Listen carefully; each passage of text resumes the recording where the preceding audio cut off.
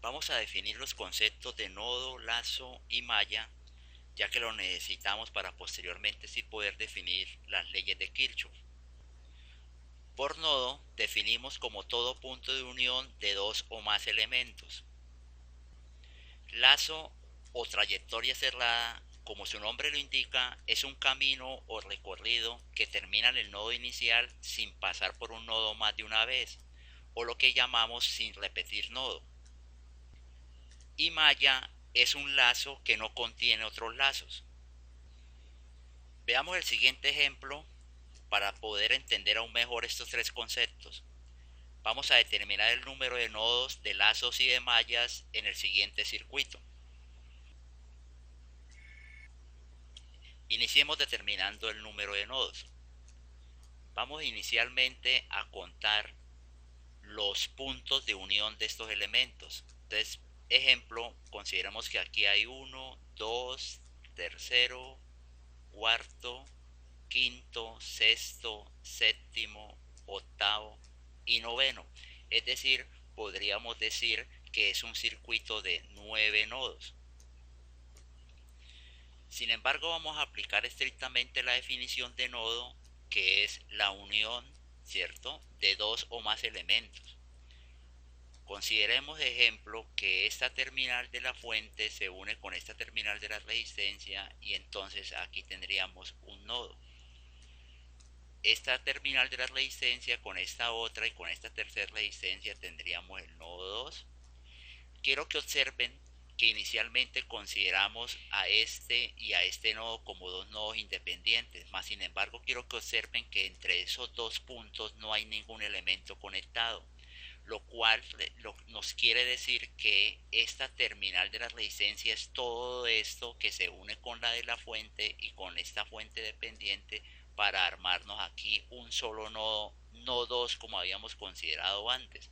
Entonces esto es el nodo 3. Continuando con esa, tendríamos aquí algo similar, que la fuente dependiente se une con la resistencia y tendríamos aquí el nodo 4 y no dos nodos independientes como los habíamos contabilizado anteriormente. La terminal de esta fuente se une con la resistencia, tendríamos el nodo 5. Aquí tendríamos la unión de estas dos resistencias con la fuente independiente para armar el nodo 6.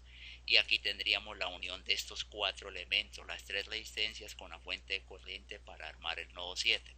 Es decir, no es un circuito de 9 nodos como habíamos dicho antes, sino que es un circuito de 7 nodos. Ahora sobre el mismo circuito vamos a determinar el número de lazos. La idea es que vamos a tomar partes del circuito para analizar y considerar si esas partes corresponden a un lazo del circuito o no. Si primero consideramos esta parte central del circuito, es decir, esta especie de cruz, vemos que esa parte del circuito no es un lazo porque no es un camino o una trayectoria cerrada. Entonces esta parte del circuito no es un lazo. Consideremos ahora esta parte del circuito. Inicio acá en este punto superior, camino por esta resistencia, bajo por esta otra resistencia, camino ahora por la fuente de corriente, bajo por la fuente dependiente, sigo por su terminal, subo por esta resistencia, cojo esta otra, paso por la independiente y termino en el nodo inicié. Es claro que sí es un camino cerrado, porque en cualquier nodo donde yo inicie, en ese nodo termino. Pero observen que repito nodo, es decir, paso por este nodo dos veces. Conclusión, esta parte del circuito tampoco es un lazo. Continuando con el ejemplo, observemos lo que llamamos la parte exterior del circuito. Caminamos por toda la parte de la periferia o la parte exterior del circuito tomando la resistencia, la fuente dependiente, esta otra resistencia y la fuente independiente. Observen que sí es un camino cerrado y no repito nodo. Conclusión, esta parte sí es un lazo del circuito. Observamos que estas cajas pequeñas conformadas por estas resistencias, esta y la fuente, son caminos cerrados, no repiten nodo igual que la configuración de esta y estas otras. Es decir, vemos por inspección que eso formarían unas mallas internas o las mallas pequeñitas. Lazos, perdón, lazos, caminos cerrados sin repetir nodo. Es decir, ahí tendríamos otras 4 lazos. También tenemos estos caminos formados, llamémoslo por estas partes horizontales del circuito. Mire que recorro el camino, termino en el nodo donde inicio, no repito nodo, o sea que estos también son lazos del circuito.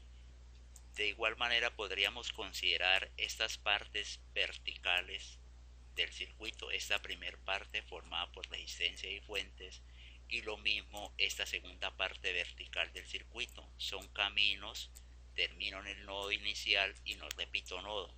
Ahí consideraríamos otros 2 lazos del circuito.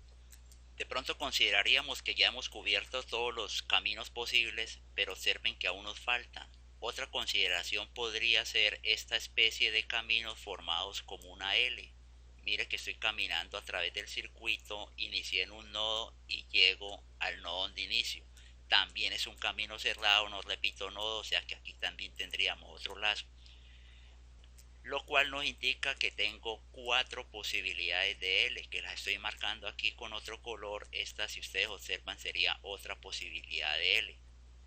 Una tercera L sería esta. Espero que me vayan siguiendo. Tendríamos una tercera L. Y una cuarta y última L podría ser esta que estoy recorriendo aquí en color celestico.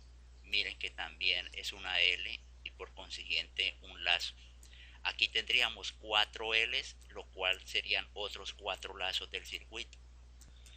En conclusión, es claro que tendríamos 1, 5, 7, 9 y 4, 13 lazos, circuito de 13 lazos.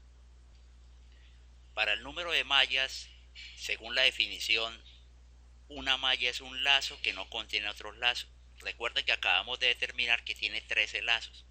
Pero si observamos la única posibilidad de lazos que no contengan otros lazos dentro, la única es estos 4 lazos pequeños que consideramos en un inicio, que efectivamente son lazos que no contienen otros lazos, lo cual nos quiere decir que es un circuito de 4 mallas, que son estas 4 pequeñitas. Entonces tenemos un circuito de 4 mallas. Conclusión, para el ejemplo, tenemos un circuito de 7 nodos, 13 lazos,